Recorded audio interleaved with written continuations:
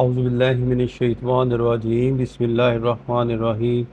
अस्सलाम वालेकुम dear student, उम्मीद करता हूँ कि आप सब ठीक होंगे। अल्लाह बारिक व तआला आप सबको अपने हिफ्ज़ व अमान में रखे। आज की हमारी जो वीडियो का टॉपिक है वो है बेटा उर्दू खुशखती। इसके अंदर जो है वो हम आज एक्सरसाइज करेंगे एन की, और डे हमारा है डे 52।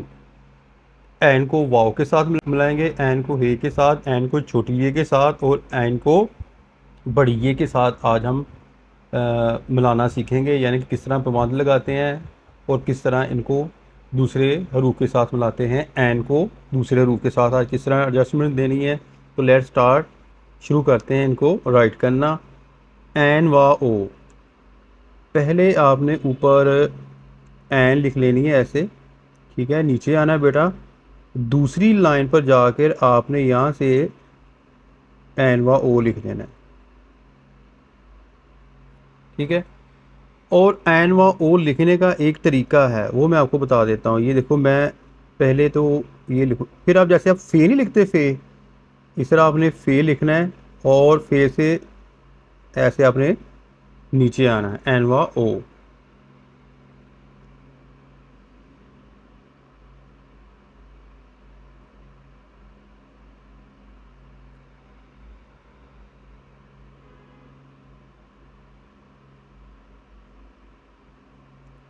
एन व ओ को आपने इस तरह एडजस्टमेंट देनी है।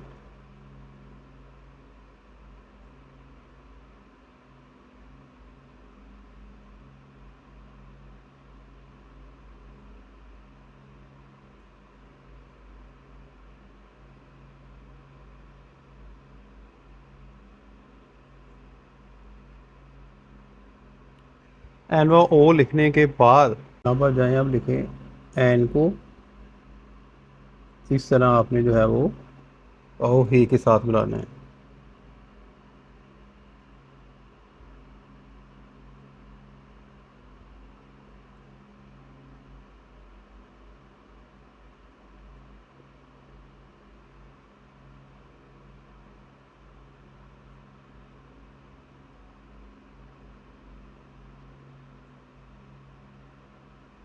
ठीक है जी।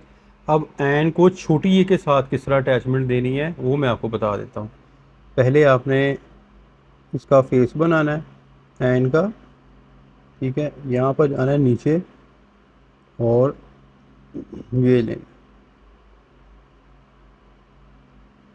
एन को आपने छोटी ए के साथ इस तरह अटैचमेंट देनी है।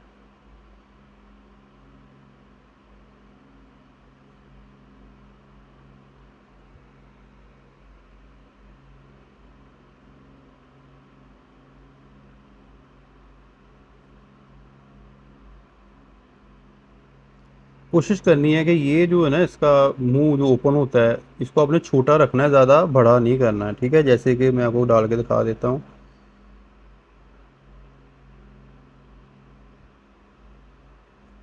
यहाँ पर गए और ये लें जी, ठीक है।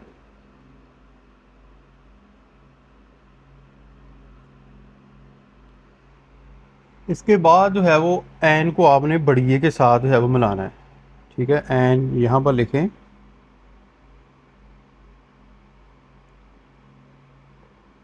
ये लें,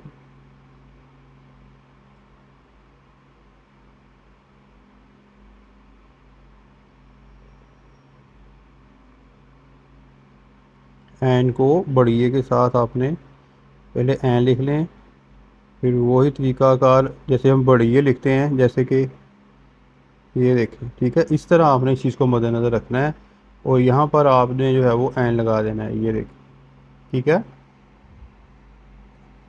एक मैं इधर इधर डाल के दिखा देता हूँ आपको।